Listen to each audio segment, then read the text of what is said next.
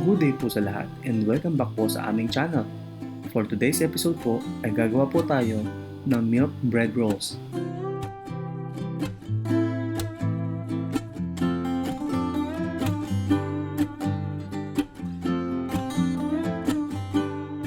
Ito po ang mga ingredients na ating gagamitin for this episode.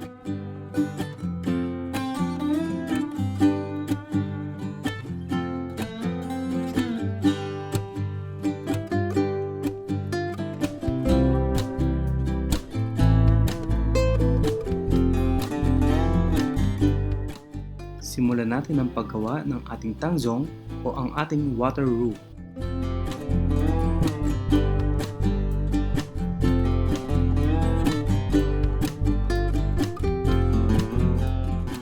Pagsamahin natin ang ating harina at ang ating tubig sa isang pot at lutuin ito sa low temperature.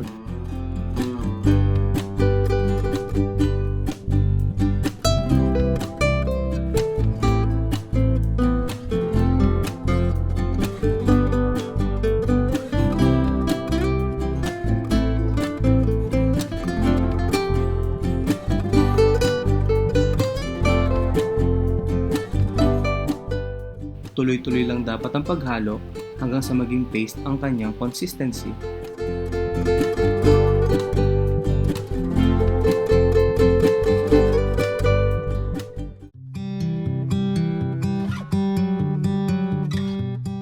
Ilagay sa ref at palamigin sa loob ng 4 hanggang 6 na oras. Simulan natin paalsahin ang ating yeast. Paghaluin ng warm milk, yeast, 1 kutsara ng asukal, at itlog at i-set aside for 15 to 20 minutes.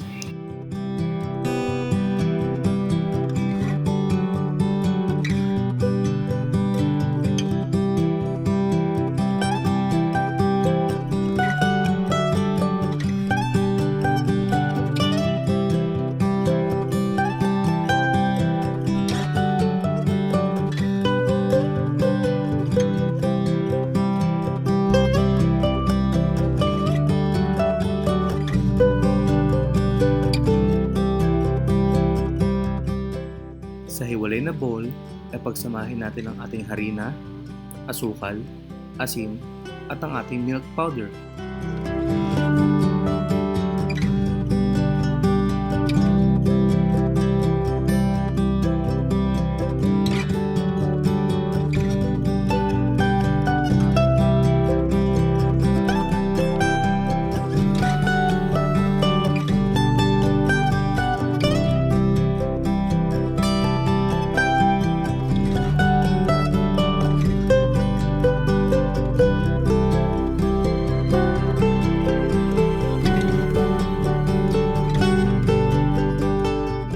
Ihalo ang pinaalsang yeast sa ating dry ingredients.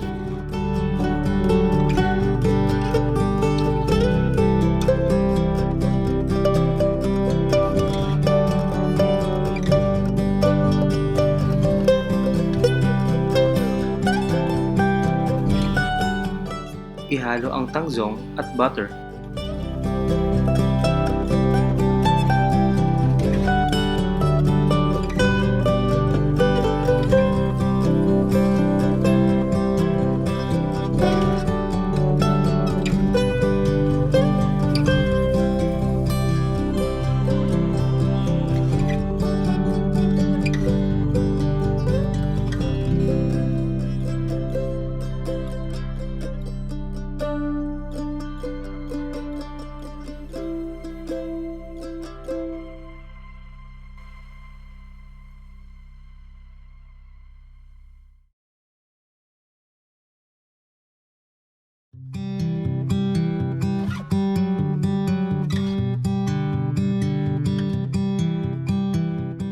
Magiging madikit sa una ang inyong dough, kaya pwede kayong maghalo ng kaunting harina.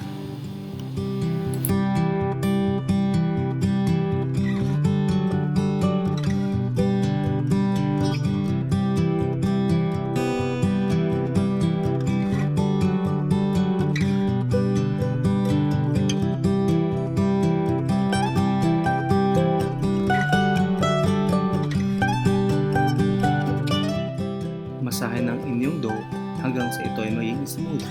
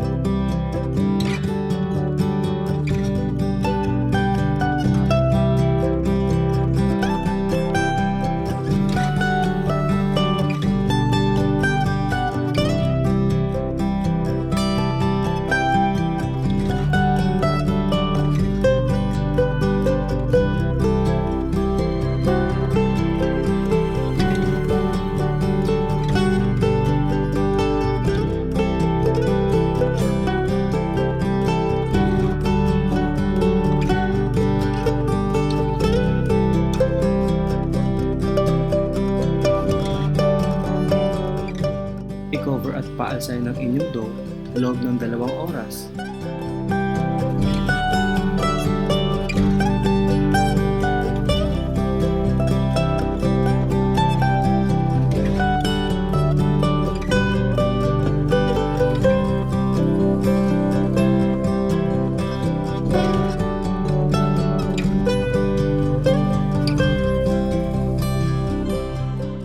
Pagkatapos paalsay ng inyong dough, ay tanggalin ang excess na hangin at pwede na ito i-portion.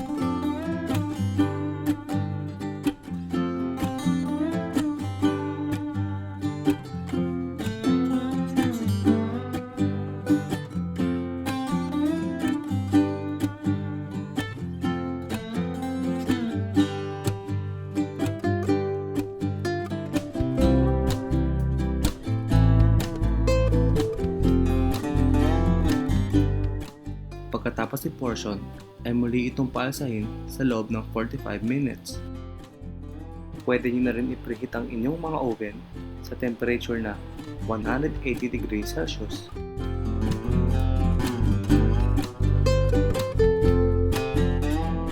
Pahiran ito ng egg wash at i-bake sa loob ng 20 to 25 minutes.